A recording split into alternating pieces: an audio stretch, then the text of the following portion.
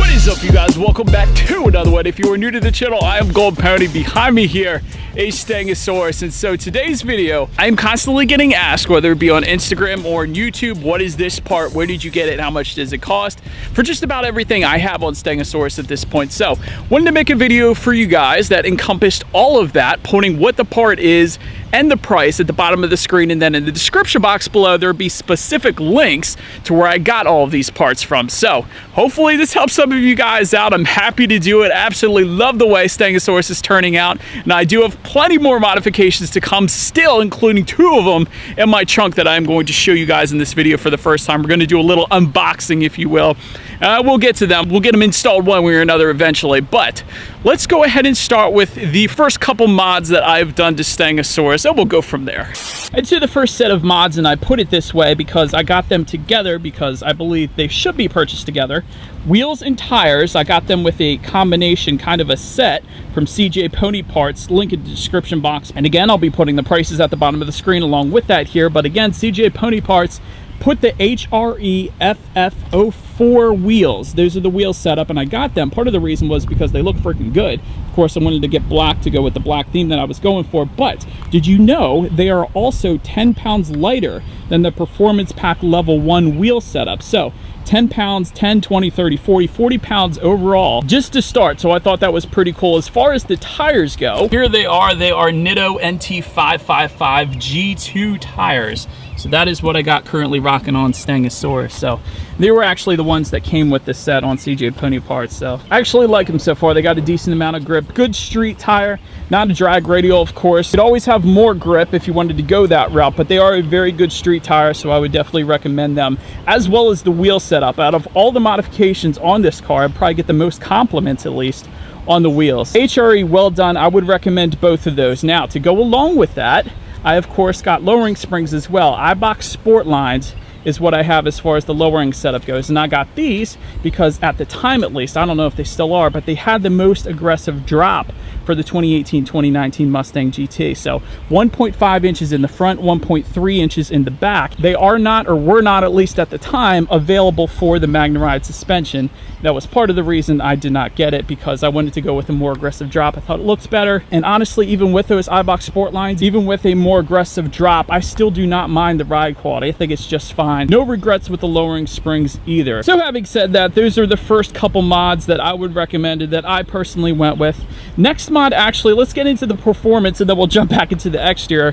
Next mod was, and by the way, one of the little tricks here, if you get an expensive anything really at CJ Pony Parts, they give you what's called RPM points. And so I racked up RPM points totaling like $200 of free stuff, because I got the wheels at CJ Pony Parts, and therefore I then was able to get an X-Pipe, which in total costed me $20 shipped. So I got a $20 X-Pipe. That was the original exhaust system that I put on Stangosaurus, and I liked it. It was a little bit louder. It wasn't a ton loud. Of course, it's not going to gain all that much horsepower, but now, again, thanks to CJ Pony Parts, I have a new exhaust system on that I am in love with still. You guys can see it there. That says AWE, whether you can see it or not. AWE Catback Touring exhaust system. They do have a track version as well. I had it on Stangosaurus actually for a little bit, but the drone on the highway was a little too much for me. It might be all right for you, but it essentially was a muffler delete, so it just got a little too drony for me. I didn't think I would mind it because I like loud, but that was a little too much for me. So I went with the Touring because the Touring honestly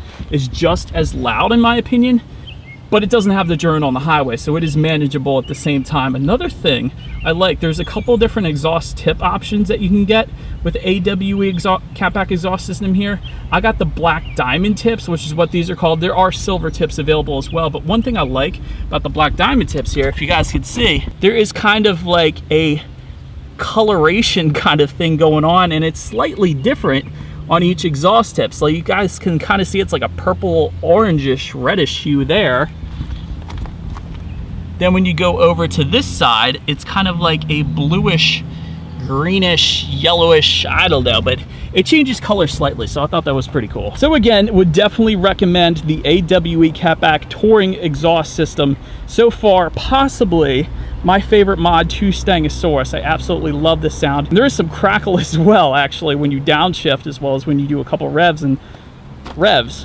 Let's do some revs.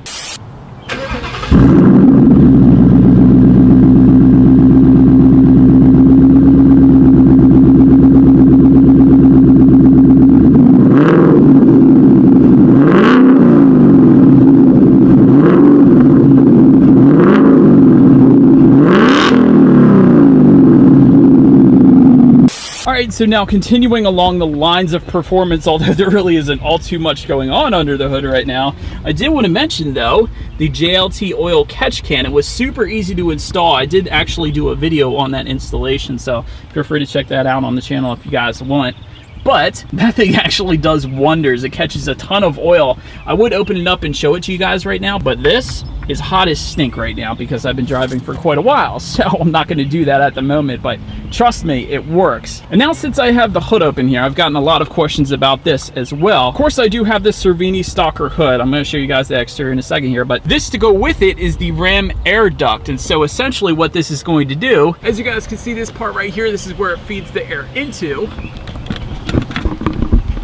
And then it takes the air along for a ride over here until it shoots out right where your cold air intake is. Of course, I just have the factory stock air box, but if you had a cold air intake, that would be the purpose of that. Another thing I actually like about that is, although I do not have an air intake to actually make it fully functional, I like the look. Here's why. If I didn't have this black rim air duct right here, what it would look like essentially is just randomness of the engine behind there. So it does give it a cleaner look just having it there, even if you don't have an air intake. So that is the reason I actually like it. But in the future, if I end up getting one, that is going to be there for me. So that's definitely nice. And I don't know if you guys noticed, but on this Cervini Stalker hood here, there were some holes underneath of here for some engine cooling available as well. So that's there. Anyways, moving on down to the next Cervini product, you have the upper front grille, Cervini upper front grille, Cervini lower front grille, Cervini lip, and again, all of this in the description box below. So that takes it for the Cervini front end. It does continue on the side, but I did want to mention before we do that is we have some tint right here. This covers up the amber part of the headlight so I can tie together the black theme once again. I actually got it from CJ Pony Parts. The company that makes it is called Anchor Room, but it also continues down here as well, and it continues around the side of the car as well, which I will show you guys right now. It's the first thing on the side. I have the gloss black emblems. They are available in a matte black as well, but figured since the stripe was kind of like a gloss black, I went ahead and went with the gloss black emblem. CJ Pony Parts provided that one. Then you have the Cervini side skirts, and I'm telling you guys, this provides an insane bit of lowness added to the car. So I have scraped a couple times, but trust me, you get used to it. And I have not scraped since I have figured these things out. I've gotten better at that. And then you have the Cervini side scoops, which tie together perfectly with the lines of the Mustang, as you guys can see. I said that in the original video when I got this car back. That about covers the side, but now pay attention to this little design cue because it is going to continue right here. This is a Cervini prototype I want to show you guys.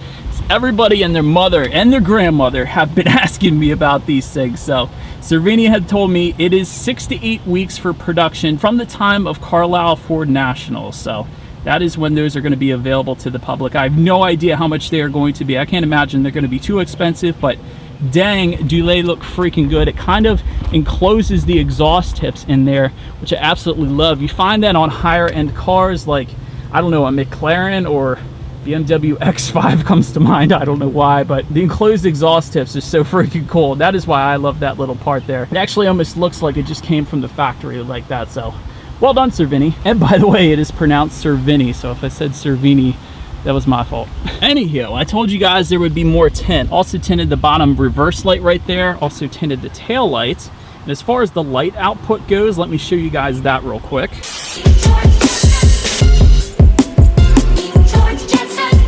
So in my opinion, definitely enough light output, at least for me. Haven't been rear-ended yet, so they're working out just fine for me. Next thing moving on up is the 3-piece Cervini Stalker rear spoiler.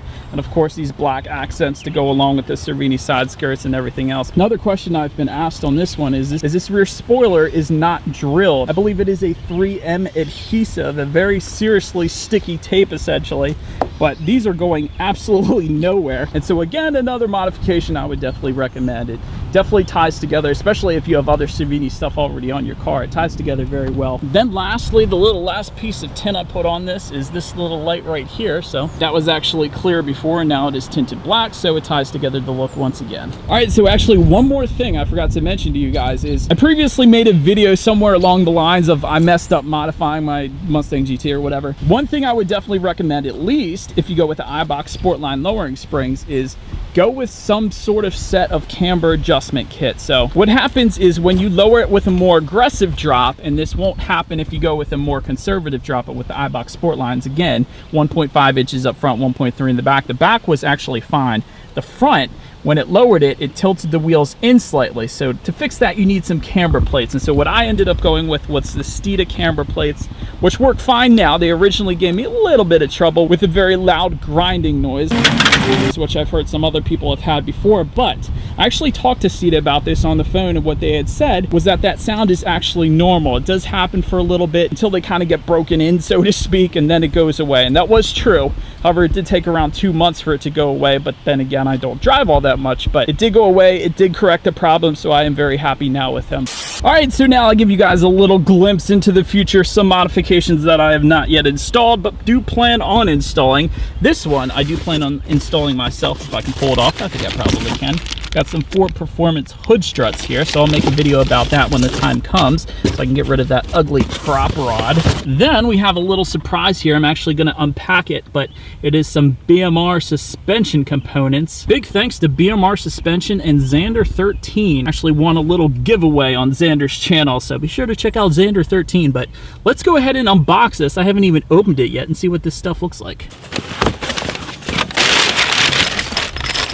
Got some bolts, got some stickers, got some hardware of some sort. Goodness, dang you BMR for packaging these so securely. And so this, of course, going underneath the car again.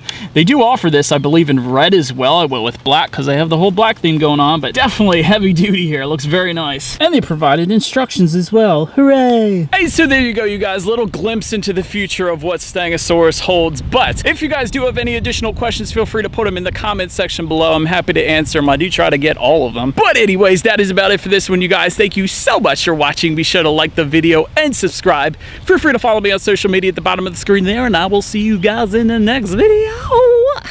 Stay gold.